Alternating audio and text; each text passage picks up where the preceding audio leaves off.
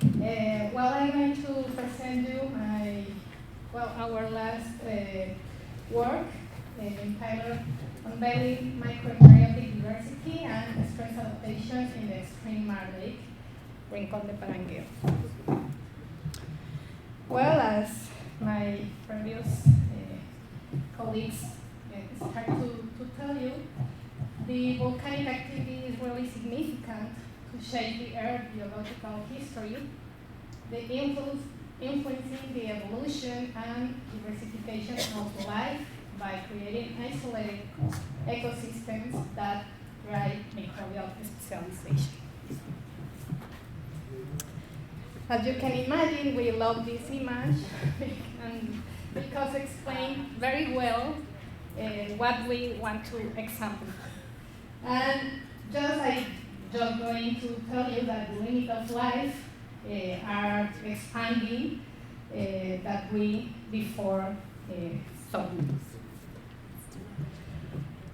And regarding Parangueo, I won't go into deep in the characterization because Mariano explained very well, but I just want that to know that it's a really extreme ecosystem, hypersaline, high alkaline, with high isolation rates and almost low water column, or not column now.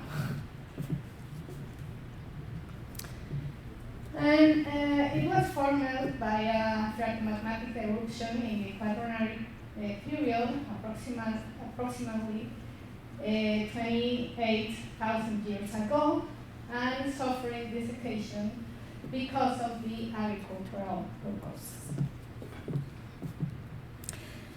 Previous studies using 6DS demonstrated that there are a high diversity of prokaryotics in this crater related to the geology's processing. And because of that, we wanted to go deeper in the microeukarya domains. We want to know if those microeukarya plays an essential role in this extreme ecosystem. And we know that eukaryotic have adaptation strategies to like osmoregulation and sodium-potassium ion exchange in this high salinity environment. And algae also maintain osmotic balance by producing or obtaining molecules like glycerol. And here we show that Gunariella is highly abundant in the remnant ponds. We sampled 4 microecosystems inside the crater. We took samples from water, mats, 4 layer sediments, and microbialites, as we show here with these stars. And our objective was demonstrate that DNA preserved in lake sediment is a potential proxy for understanding the geological and biological dynamics of ecosystems. In this study, we evaluate met barcoding for 18S RNA gene in this extreme. And the eukaryote domain plays a key role in global ecosystems and contributing to the puzzle of biodiversity and interactions. And especially in this high pH and high alkalinity Maar lake ecosystem. Our pipeline consists in, we sampled these four microecosystems inside the crater, and we use the Chain 2 environment to do the data2 pipeline against PR2 database to obtain our taxonomical classification. Oh, the main results at the film level, we found that chlorophyta was highly abundant in this environment, and some other prokaryotic film, as we can see here.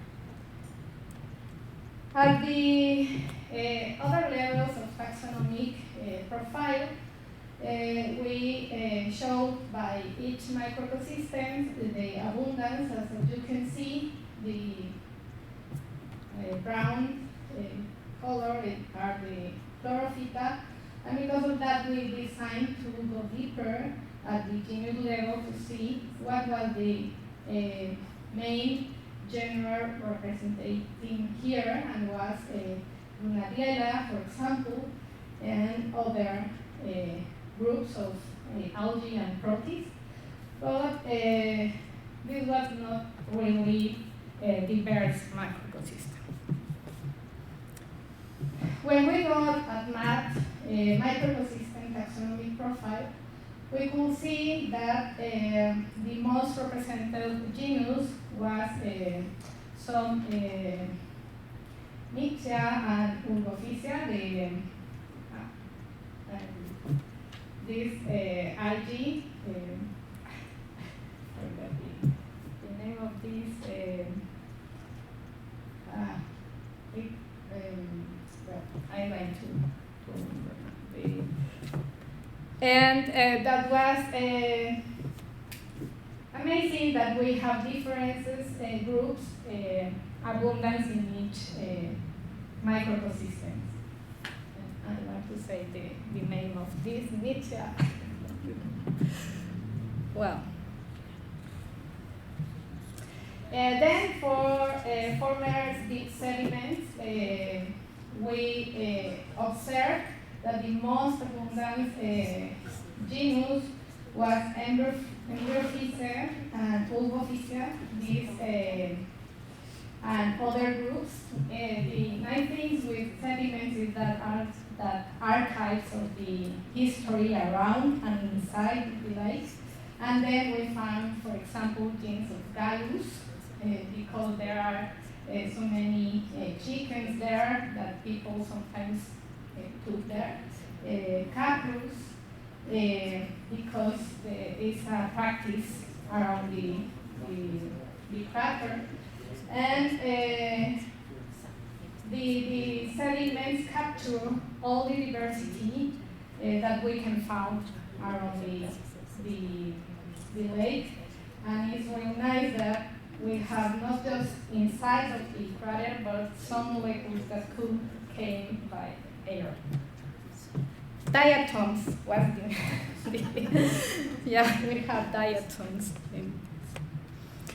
Well, and microbialites taxonomic profile was very surprising, because was even when we have 5 samples from microbialites, was the less diverse microecosystems, and the Diatoms was the most abundant here, and apparently the groups that live here are very specialized to live in this lakified environment. Just to see a little bit deeper of microbialite classifications, thank you for Dr. Chacón, because she showed me this amazing book that you can consult if you want to go deeper in this classification, but it's highly kind of classified in microbialites. Could be by size, by component, by shape, geometry, microbial associated, time of formation, and then you can have stromatolites that are the most reliable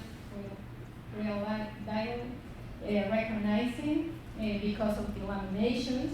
But we also have trombolites, dendrolites, and leiolites. And I wanted to put it because in RincÄ&n de Parangueo we have also different kind of microbialites.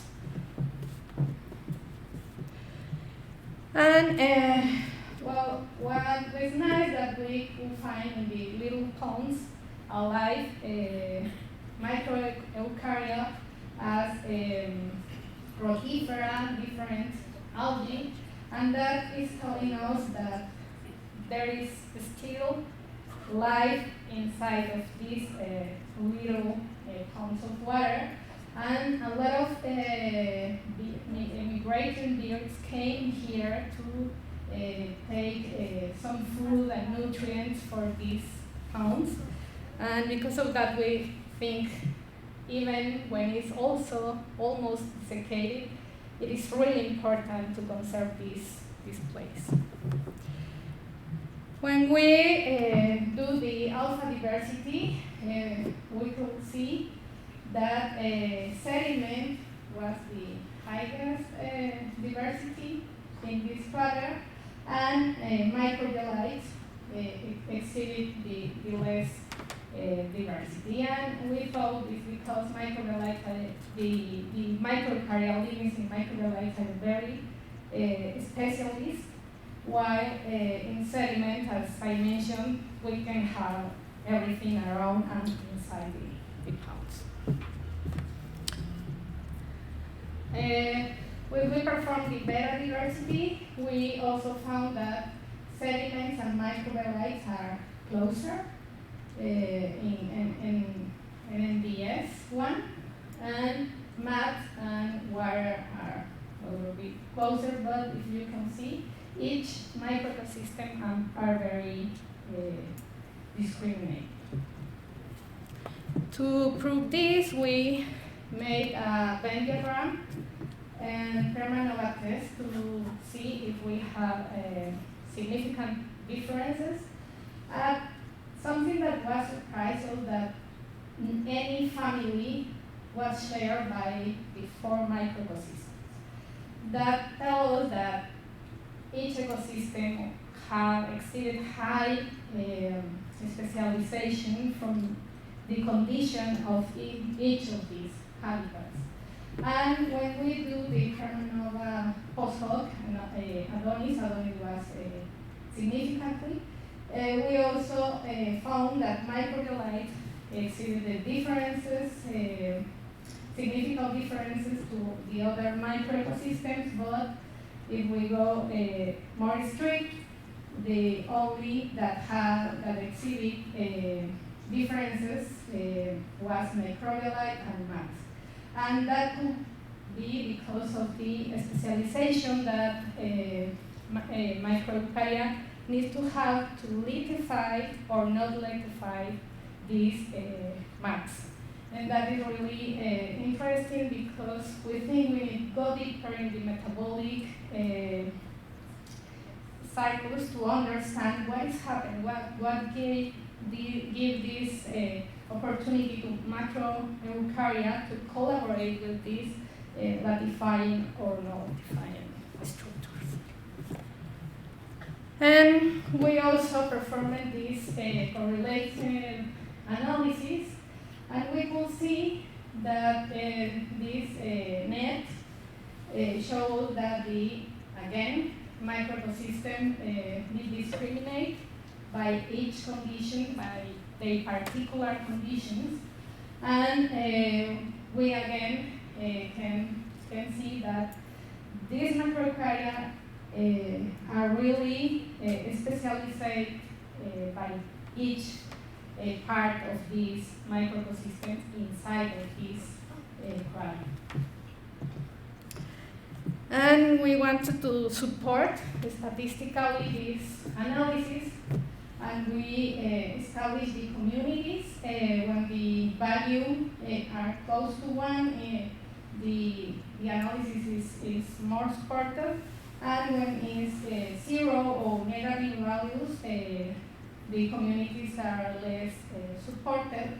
And as we can see, more the communities that the analysis gave us reflects the 4 microecosystems that we sampled.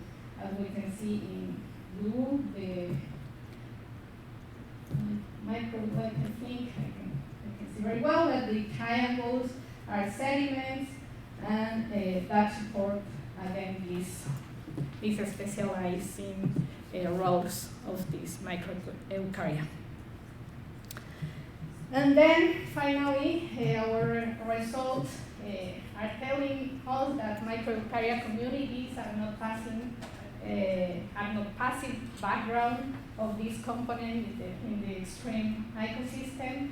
They exhibit a strong spatial differentiation across microecosystems.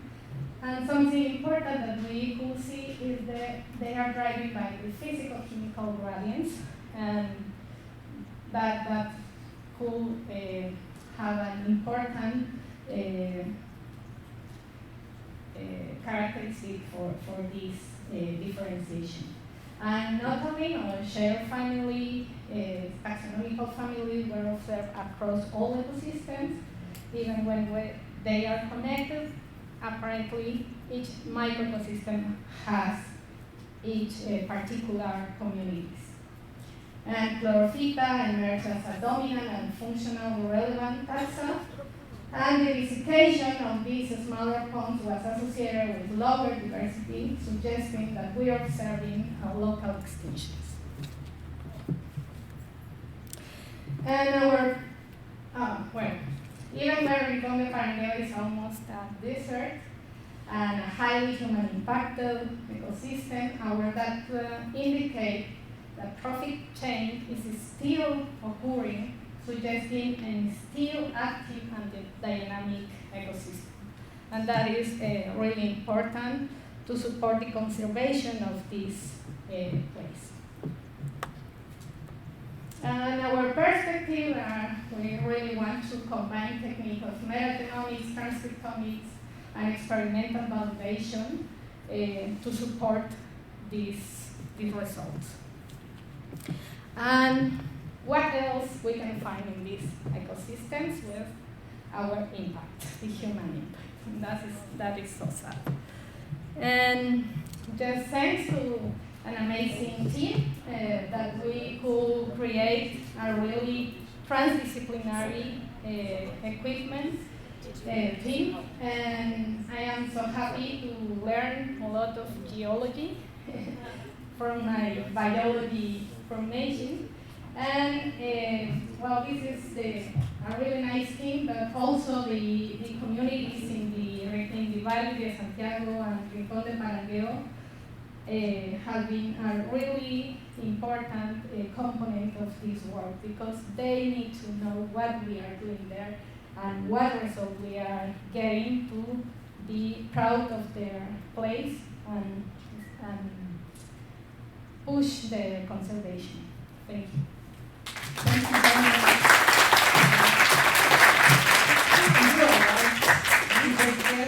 They need to know what we are doing.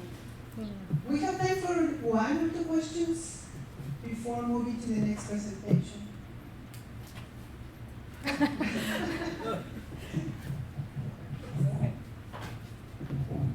Hi, thank you for your amazing talk. It's very, very interesting, all of these findings. I'm just curious about the sediment cores that you took. How long are they? Because I see that you're having a lot of diversity, so I think that it's a couple of centimeters.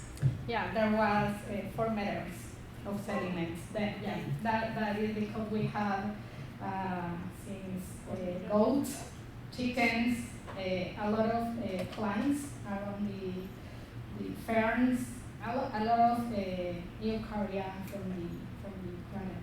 Yeah. Thank you. Great question. Great presentation. Sorry. I'm curious. In the last picture that you showed, there was some birds that were probably feeding out of the. If there's anyone working on the ecology of the entire system and how the impact that is happening here is causing an impact on the ecological chain. Yeah, there are some studies, but I think the people think because there is no more water, the people is not taking more care. But we really think that it is necessary to have all the view, the panoramic view of what is happening here. Because if we have still the complete cycle, of the biology cycle, is because nature is trying to recover. Good conservation efforts with including the birds and everything.